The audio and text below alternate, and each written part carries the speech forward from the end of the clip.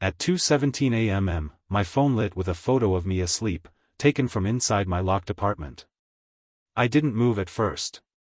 The city outside my window breathed in neon and sirens, and I lay there counting the soft flickers of streetlight on the ceiling like they were seconds left in a game I hadn't agreed to play.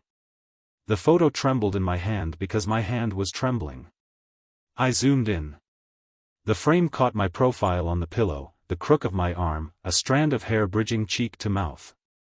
In the window behind the bed, my reflection was doubled by the glass, but that wasn't what made my throat tighten. On the nightstand lay a brass key I didn't own, and, beside it, a half-folded tram ticket punched with a pattern of holes that looked almost intentional. I hadn't taken a tram in years. I sat up. The room smelled faintly of rain though the window was shut. I checked the door, latched, chain on. The windows, latched, paint swollen from last spring's storms. I went back to the photo. In the glass reflection, something small glinted on the photographer's wrist, a watch face tilted just enough to catch the lamp's halo, frozen at 2:17. The same minute the message arrived. The same minute the city's old clock tower had paused last winter during the blackout, a hiccup in time everyone turned into a joke. I didn't laugh now. The ticket was on my nightstand, precisely where the photo showed it. The brass key too, heavy and warm, as if it had been held. The ticket's destination wasn't printed, only a faded route number and a conductor's notch in the corner, crescent-shaped, almost delicate.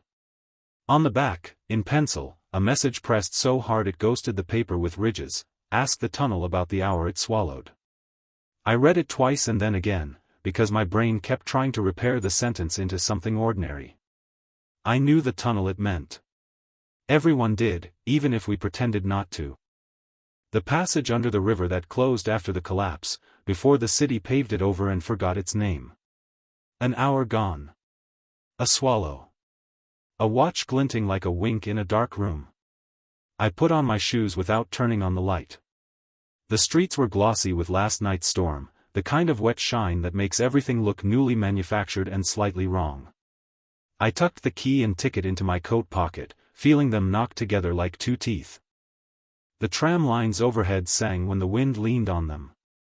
At the corner, the clock tower watched me with its dark face, a black coin hammered into the sky. I remembered the blackout winter, how we stood on balconies and counted the missing minute aloud, neighbors calling numbers like lifeguards to make sure no one slipped under.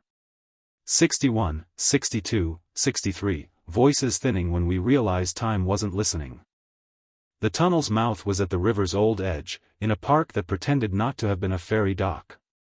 They bricked the entrance after the collapse, then scrubbed the plaques, then planted ornamental grasses to rattle pleasantly in the breeze. If you were new to the city, you'd never know. If you'd grown up here, the place had a taste, a cold mineral tang, like chewing a coin. I walked the path that curved toward the water and slowed where the ground remembered its own story. Beneath the grasses, a manhole-capped service access sat flush with the pavement, painted the same dull municipal green as the benches. The paint had bubbled and peeled. Someone had scratched around the rim with a knife, not letters, but the patient, circular patience of someone listening. Ask the tunnel about the hour it swallowed. I squatted and pressed my ear to the lid. The metal cooled my skin. At first I heard the ordinary subterranean chorus, pipes, distant trains, the city's bloodwork. Then, truant and faint, the clack of a ticket punch. I didn't move. It came again, 2 beats, a pause, a third, like someone hesitating over a choice. I slid the brass key from my pocket. Its teeth were odd, triangular, like a kid's drawing of mountains. On the underside, almost worn smooth, a stamp, RT, River Tram, long defunct. A rustle behind me turned into a voice. "You're late," it said, not unkindly. I rose too fast, knees barking. A woman stood by the nearest bench, a hood up, hands tucked into the sleeves of a coat that might once have been white. Her eyes were the tired blue of street signs. "Do we know each other?" I asked, already sure we did. "Not yet. But we were on that tram." She nodded at the lid. "All of us were." I didn't want to ask all of who. I did anyway. How many? She showed me her wrist. A watch face, spidered with a crack, frozen at 2:17. Enough, she said. And not enough. The woman's watch caught the lamplight again, its frozen hands giving the moment a strange gravity. I wanted to ask what she meant by, all of us, but my mouth was too dry. She stepped closer, her coat brushing the grass, and something in the way she moved told me she knew exactly where each foot should land. You've kept the key, she said. It wasn't a question. I nodded. It was on my nightstand this morning. And the ticket. Her eyes flicked toward my pocket, like she could hear the faint scrape of brass and paper. Good. They're anchors. Without them, you can't get through. And once you're in, you'll need to remember what's yours. What's mine? I echoed. She tilted her head, studying me. Time, she said. Your time. The river's surface caught the city's light, breaking it into restless silver. Somewhere under that black water lay the tunnel, sealed for decades. I had walked past this park 100 times, never thinking about what was buried under my feet. Why me? I asked. Because you were there when it happened, she said. You just don't remember. Her words hit me like a slow punch. I was certain I'd never set foot in that tunnel. But the certainty wavered, replaced by a thin thread of unease, like hearing a song you didn't know you knew. From inside her sleeve, she slid a folded map. It was old, edges fraying, the paper soft from years of handling. The tunnel was marked in red, but the route bent in ways the real streets never had.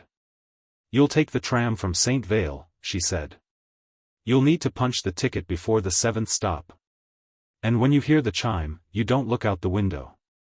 What happens if I do? She gave me a small, sad smile. You'll see too much.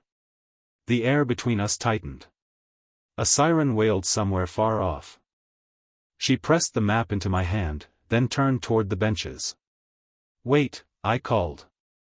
What's your name? She paused. Names don't last where you're going. And then she was gone, coat whispering into the dark, leaving only the scent of rain and something faintly metallic. The map felt heavier than paper should. I stood under the street lamp, tracing the red line with my thumb, and the city seemed to shift around me, edges bending, shadows crowding in. St. Vale was on the far side of the river, a tram stop I hadn't thought about since childhood. Back then, it had been the place my grandmother warned me never to wander near, though she never said why. I set out along the wet streets, my shoes whispering against the pavement. The brass key knocked softly in my pocket, each tap against the ticket a reminder that this wasn't some strange dream I could shrug off in the morning. St. Vale station was nearly empty when I arrived. The platform lights flickered in an off-rhythm pattern, making the place feel like it was breathing.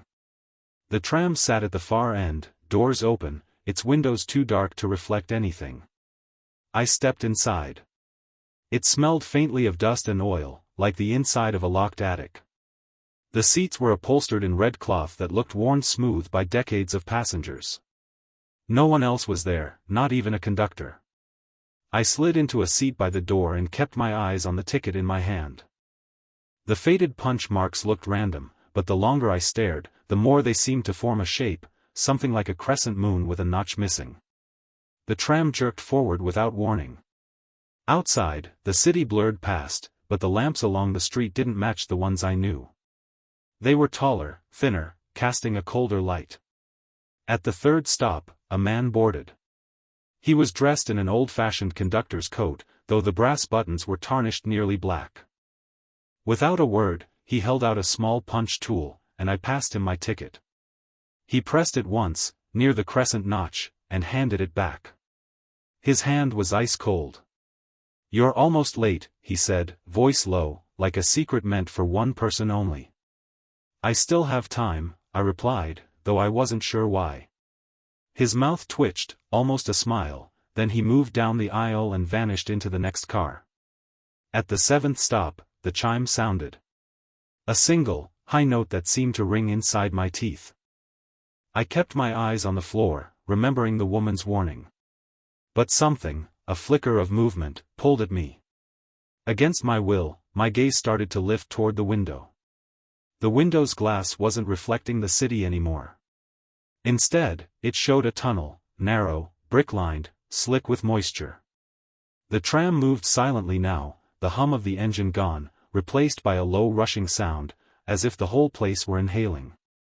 Shadows clung to the bricks like they had weight, and deeper inside the darkness, shapes shifted, almost human, almost not. I forced my eyes down, but the image clung to my mind. My fingers tightened on the brass key until the teeth bit into my skin. When I dared to look again, the window was black, a perfect mirror. My own reflection stared back, but something was wrong, its lips were moving. I wasn't speaking. I pressed my ear closer, and faintly, I heard it, my own voice, but distant, like it was traveling from the far end of a long hall. "You were here before," it whispered. "And you left something behind." My pulse spiked. I leaned back, heart thudding against the seat. The tram slowed, and the air grew damp, colder. We were inside the tunnel now, the brick walls sliding past like a giant's ribs. A figure stepped into the aisle ahead of me. It was the woman from the park, her hood still drawn, her blue eyes glinting in the dim light. "You looked," she said quietly. "It's too late to pretend you didn't." I opened my mouth to answer, but the tram lurched, and all the lights went out. In the blackness, I felt her hand grip my arm, not hard, but firm, as if she was steering me somewhere I couldn't see. "Listen," she breathed. From the walls, from the rails, from the air itself, came the sound of clocks. Not one, but hundreds, all ticking out of sync. Some sped, some dragged, some skipped beats entirely. And beneath them, faint but rising, a sound like water flowing backward. "When you step off," she said, "don't follow the others. They don't know they're lost." The tram screeched to a halt. The doors hissed open. Cold, damp air rolled in, carrying the faint metallic scent I'd noticed in my apartment. I stepped out. The platform was nothing like the one at St. Vale. It was carved stone, wet and glistening, lit by a row of dim bulbs strung overhead on wires that looked decades old. Water dripped somewhere in the shadows, each drop echoing far longer than it should. There were people, dozens of them, stepping off the tram in silence. They moved in a slow, steady line toward an archway at the far end of the platform. No one spoke. No one looked around. Their faces were pale, eyes unfocused, as if they were following some sound I couldn't hear. The woman's grip on my arm tightened. "This way." She pulled me toward a narrow stairwell on the opposite side, half hidden behind a steel beam. I glanced back at the crowd. A man in a gray suit broke from the line for a second, his gaze flicking toward me. His eyes were startlingly clear, sharp with recognition. His lips moved, shaping words I couldn't hear before two others in the crowd gently steered him back into place. We descended into a lower corridor, the air growing colder with each step. The bricks here were darker, slick with some thin sheen that caught the light in oily rainbows. "Where are we?" I asked. "Not where," she said. "When?" I stopped, my hand tightening around the map in my pocket. "This is insane." She turned to face me, and for the first time, she pushed her hood back. Her hair was silver, but not from age, it gleamed faintly, as if catching light from a source I couldn't see. "You've lost an hour. The tunnel keeps them. That's what it does. And if you want it back, you need to find the keeper." Before I could ask who, or what, the keeper was, the lights overhead flickered, and the sound of footsteps filled the corridor. Not the quiet shuffling of the crowd above, but something heavier, deliberate, approaching. The woman's expression sharpened. "We're out of time. Move." We ran, our footsteps slapping against wet stone, the echoes folding back on themselves until I couldn't tell if the steps behind us were ours or something else's. Up ahead, a door appeared, heavy and iron, with a keyhole shaped exactly like the jagged teeth of the brass key in my pocket. The key slid into the lock as if it had been waiting for decades. The mechanism turned with a low, grinding sigh, and the door swung inward to reveal a narrow chamber lit by a single swinging bulb. Inside, the air was warmer, though it carried that same metallic tang I'd smelled since the beginning. The walls weren't brick anymore, they were lined with old wooden panels, carved with swirling patterns that seemed to shift when I looked at them too long. At the center stood a table. On it lay dozens of watches, pocket clocks, and small hourglasses, each ticking or dripping sand at its own strange rhythm. None of them matched. The effect was dizzying, like trying to breathe in time with two heartbeats at once. The woman stepped forward. "This is what the tunnel keeps," she said. "Moments. Hours. Pieces of lives." She pointed to a watch near the edge of the table. Its cracked face was frozen at 2:17. My stomach tightened. "That's yours," she finished. "The hour you lost." I reached for it, but before my fingers could touch the glass, a voice came from the corner of the room. "I wouldn't do that," it said. A man emerged from the shadows, tall and thin, wearing a conductor's coat so old the fabric had gone almost colorless. His eyes were dark, but his pupils seemed to shift, like they were tiny clock faces turning. "You take it back," he said softly, "and you'll see the cost." I glanced at the woman, but she was watching him with an expression halfway between fear and defiance. "What cost?" I asked. The conductor stepped closer, his gaze never leaving mine. "Every moment you reclaim was taken for a reason. To protect you. To keep certain things unseen." His lips curved into a smile that didn't reach his eyes. "Break that, and you'll see everything." The bulb above us swayed, shadows lurching across the carved walls. For a second, I thought I saw the patterns forming something like faces, mouths open as if in warning. I looked back at the watch, its cracked glass catching the weak light. My hand hovered over it. I didn't know if I was reaching to take it, or to shove it away. The glass was cold, so cold it burned. A sound rushed into my ears, not the tick of a clock, but the roaring of a crowd, voices layered over one another in dozens of languages, all speaking too fast to catch. The chamber around me blurred, the carved walls stretching and curving like soft wax. The woman shouted something, but her voice came from far away.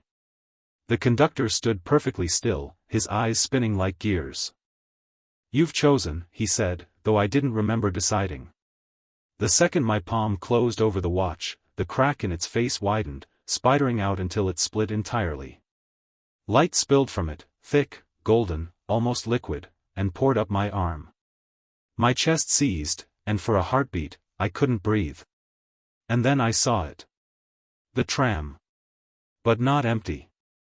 Packed shoulder to shoulder with people who all looked wrong. Their faces were blurred, as if the air around them refused to settle. The seventh stop's chime rang out again, and every passenger turned to the windows in unison. I followed their gaze. Outside, the tunnel was gone. There was nothing but a vast black space, speckled faintly with dim, drifting lights, like stars, but slower, deliberate, as if they were watching me back. One of them moved closer. Not a light at all, but an eye. An enormous, unblinking eye the color of deep water. The roar in my ears became a low hum, vibrating through my bones. Something inside that dark space reached forward, not with hands, but with the idea of hands, and the moment it touched me, I understood. The hour I'd lost hadn't been stolen. It had been traded. Given up willingly to keep whatever this was from stepping closer.